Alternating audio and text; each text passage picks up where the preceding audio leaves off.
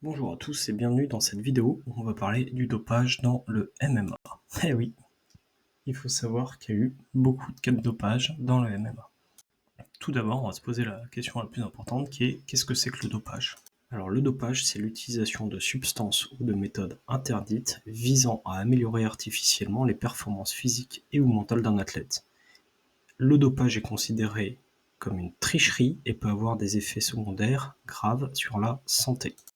Il faut savoir qu'il y a une agence mondiale de l'antidopage qui s'appelle l'AMA ou la WADA, on en reparlera après. Le dopage, il est caractérisé selon eux par l'utilisation de substances interdites améliorant les performances, l'utilisation de méthodes interdites comme les transfusions sanguines, la manipulation génétique, etc., le refus ou l'évasion d'un contrôle antidopage, ou la possession ou la distribution de substances dopantes.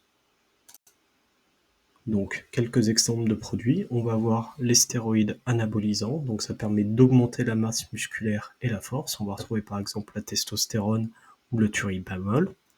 Le PO, ça augmente le nombre de globules rouges dans le sang pour avoir une meilleure endurance. Donc ça, c'est quelque chose qui était très présent dans le monde du cyclisme à un moment. Vous avez les hormones de croissance qui favorisent la récupération et la prise de muscles. Vous allez avoir les stimulants comme les amphètes ou les éphédrines qui permettent d'augmenter l'énergie et réduisent la fatigue. Et enfin, les diurétiques qui permettent de masquer le dopage ou de perdre du poids rapidement avant une pesée. Les conséquences du dopage, donc c'est pas sans risque, c'est des sanctions sportives, donc ça va être des suspensions, annulations de victoire ou des interdictions de compétition. Vous allez avoir des problèmes de santé, crise cardiaque, cancer, troubles hormonaux ou infertilité, et des problèmes d'éthique. Donc vous allez perdre de la crédibilité dans le sport et les gens vous considéreront comme un tricheur. Donc il faut savoir que le dopage, ça a été un problème majeur dans le monde du MMA avec beaucoup de combattants sanctionnés. Donc comment fonctionne la réglementation et son application dans le monde du MMA? En 1999, pour lutter contre le dopage, il y a eu la fondation de l'Agence mondiale antidopage, ou AMA, qui est appelée WADA en anglais pour World Anti-Doping Agency. L'AMA, elle va définir trois grosses choses, c'est le code mondial antidopage, la liste des substances interdites et les tests antidopage avec les laboratoires accrédités pour réaliser ces tests. Elle va définir également les sanctions et les suspensions en fonction des produits pris. Elle va collaborer avec les fédérations internationales et nationales. Elle va accompagner pour la mise en place de programmes éducatifs sur le sujet du dopage et va mettre en place des protocoles de collaboration internationale. C'est-à-dire que dans certains pays, on prélèvera, mais les laboratoires, il y aura peu de laboratoires accrédités, donc on ira faire les analyses dans d'autres pays. Donc ce que vous voyez à l'écran, c'est comment ça fonctionne. C'est en gros l'AMA ou la WADA définit ce fameux code antidopage et chaque fédération nationale va l'appliquer sur son territoire et sur les organisations qu'elle encadre. Donc par exemple, en France, l'ARES ou le 100% Fight sont avec la FMAF et donc respectent ce code antidopage. En Allemagne, c'est la GEMAF qui va, par exemple sur l'Octagon MMA, suivre ce code antidopage. En Pologne, le KSW est censé suivre ce code antidopage. Petite exception pour les grosses promotions qui vont plus ou moins respecter ce code, mais ça on en parlera après. Pour l'UFC, c'est la Comité athlétique de Californie, le CESAC, qui respecte partiellement le code antidopage et qui impose son application à l'UFC. Le tout sous le contrôle de la Fédération internationale de MMA, qui est l'IMAF. La confiance c'est bien, mais le contrôle c'est mieux. Il faut donc voir que chaque pays a son agence locale antidopage. Donc en France, on a la FLD qui vient faire pisser nos combattants dans des bocaux pour vérifier qu'ils respectent bien le code antidopage. En Allemagne, c'est le NADA. En Pologne, c'est le POLADA. Et aux USA, c'est l'USADA. Et ça, c'est des fédérations qui viennent tester par surprise tous les combattants. Maintenant, on va s'intéresser un peu au dopage à l'UFC. Alors en 93, au début de l'UFC, c'était un peu le Far West, c'était l'ère sans règles. Donc au début, l'UFC n'avait aucune politique antidopage, donc ils n'avaient aucun test, et donc on avait de très nombreux combattants qui utilisaient des substances. On avait par exemple Mark Coleman qui était le premier champion heavyweight de l'UFC, il a été pris pour des stéroïdes. Ken Shamrock, pareil, il s'est fait prendre avec des substances interdites. Ensuite, à partir de 2002, donc ça a quand même mis 10 ans, on a eu l'ère des commissions athlétiques. Donc ça veut dire quoi? L'UFC travaillait avec les commissions athlétiques des États-Unis.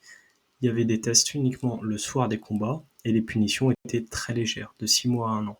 Donc ça veut dire que les mecs se chargeaient comme des mules en dehors des combats pour essayer d'arriver à peu près clean le jour du combat. Alors, il y a eu beaucoup de scandales majeurs à cette époque. On va retrouver par exemple Josh Bartnett qui était contrôlé positif après avoir battu Randy Couture pour la ceinture. Donc c'est le premier champion UFC déchu pour dopage. Sean Sherk en 2007 qui est testé positif après avoir défendu son titre des lights. Overeem en 2012 qui est testé avec un ratio de testostérone à 14:1 alors que le ratio normal il est à 1:1. Et encore Belfort, Shonen, Mir ou Silva qui étaient connus pour abuser du TRT, donc c'est le Testosterone Replacement Therapy, qui était en zone grise du dopage à l'époque. Ensuite, on arrive sur l'ère USADA, donc c'est la révolution antidopage. L'USADA change tout. Alors pourquoi ça change tout? Test inopiné 24-24, 7-7. Donc les combattants étaient testés même hors compétition. Les sanctions étaient beaucoup plus lourdes. Les mecs prenaient pour 2 à 4 ans de suspension au lieu de 6 mois. Et il y a eu une suppression des exemptions médicales pour le TRT, parce qu'il y avait beaucoup de mecs à l'époque qui avaient des exemptions médicales pour justifier ces injections de testostérone, alors qu'elles étaient interdites. Donc malgré l'arrivée de l'USADA, on a quand même eu des stars avec des belles affaires. Donc on a John Jones qui est testé positif au turinabol avant l'UFC 214, il est suspendu pour 15 mois. Brock Lesnar, lui, il est pris pour stéroïdes après l'UFC 200, suspension 1 an. Dillashaw, lui, il prenait de l'EPO, donc il a pris 2 ans de suspension. Et tous les petits Brésiliens, Dos Santos, Machida et Silva, donc plusieurs suspensions liées à l'USADA. Ça, c'est un petit montage photo rigolo, c'est pour vous montrer un petit peu les impacts de l'USADA et de son arrivée sur le physique des combattants. Donc à gauche, c'était avant l'ère USADA, et à droite, c'est après l'ère USADA. Donc l'USADA, c'est l'agence antidopage américaine. C'est pas la même chose.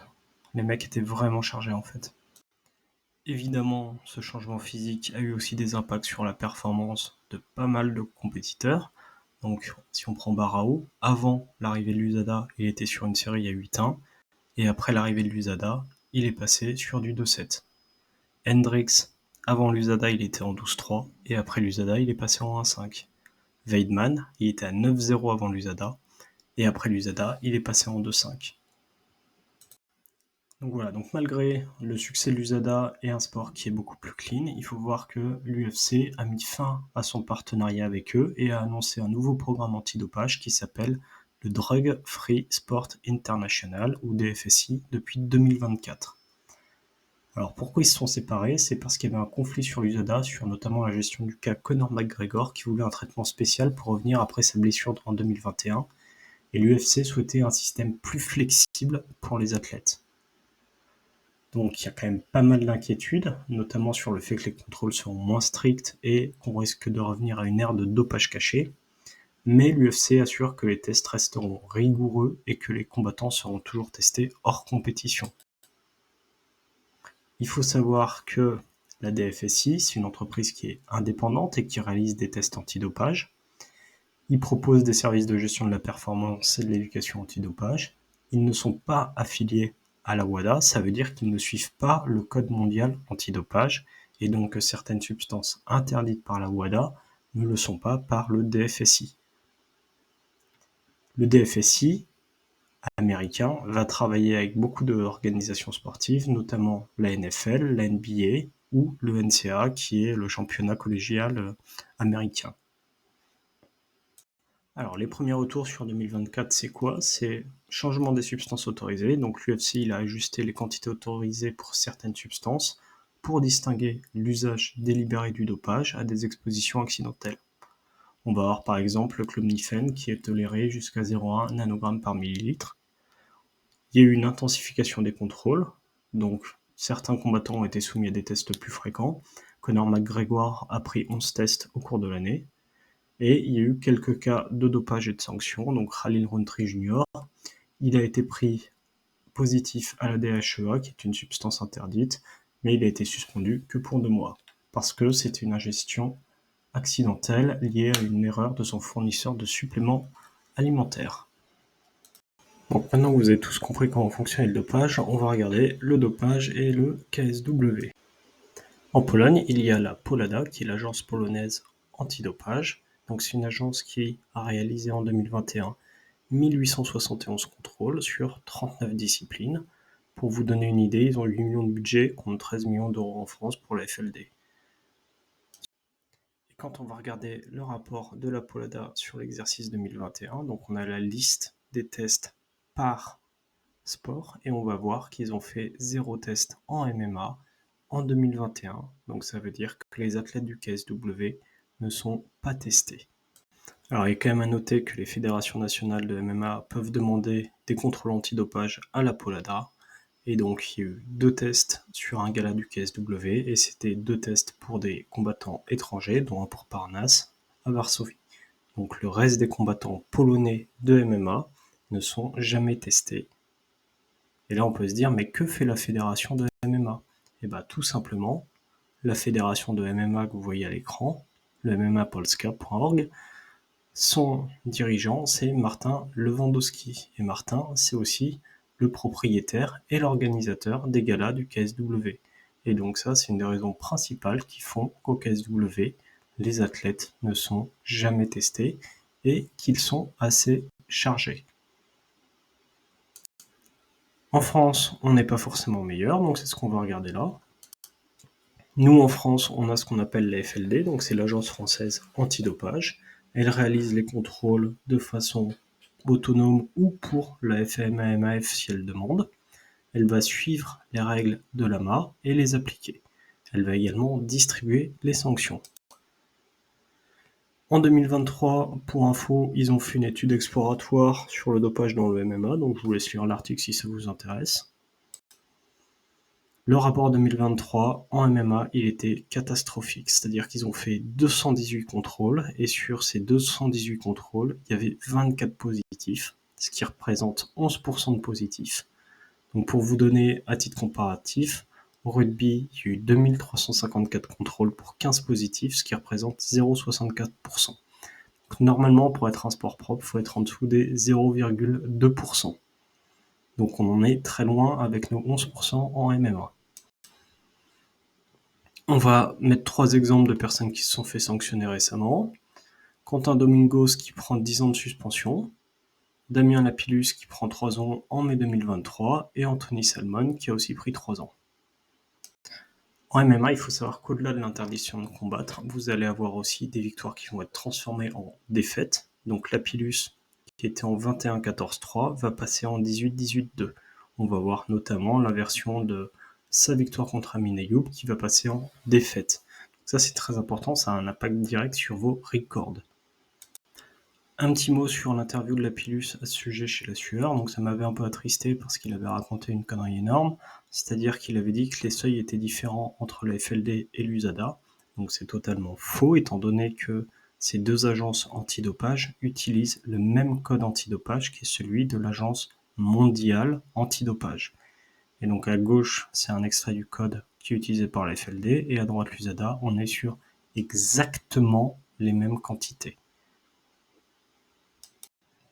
Il faut bien évidemment savoir que les suspensions, elles sont internationales. Toutes les fédérations qui respectent le code antidopage vont l'appliquer les sanctions associées. Et donc c'est comme ça qu'on s'est retrouvé à l'Octagone 66 avec le main et le co-main qui étaient annulés parce que Lapillus et Salamone ont découvert que leurs sanctions étaient internationales. Cette découverte a eu lieu le jeudi pour un combat le samedi. Donc en termes de professionnalisme, on n'est pas hyper bien. Un rappel important, donc les professionnels de santé ont la liste de ces produits dopants. C'est-à-dire que quand vous allez prendre des médicaments ou des choses, vous les prévenez que vous êtes soumis à cette liste et ils vérifieront. On a la Haute Autorité de Santé en France qui communique les mises à jour de façon régulière à tous les professionnels de santé. Donc prévenez-les que vous êtes soumis à cette liste lorsque vous devez prendre des médicaments ou autres. C'est hyper important pour pas faire de conneries. Il faut aussi se faire encadrer par des professionnels. Donc je rappelle, il y a des nutritionnistes qui sont là, ils connaissent les substances interdites par le code antidopage et ça vous évitera les conneries. C'est hyper important. C'est-à-dire que quand vous prenez des compléments alimentaires ou des choses comme ça dans certains pays, dedans, il y a des produits qui sont sur cette liste. Donc ne prenez pas tout et n'importe quoi et faites-vous encadrer par des professionnels.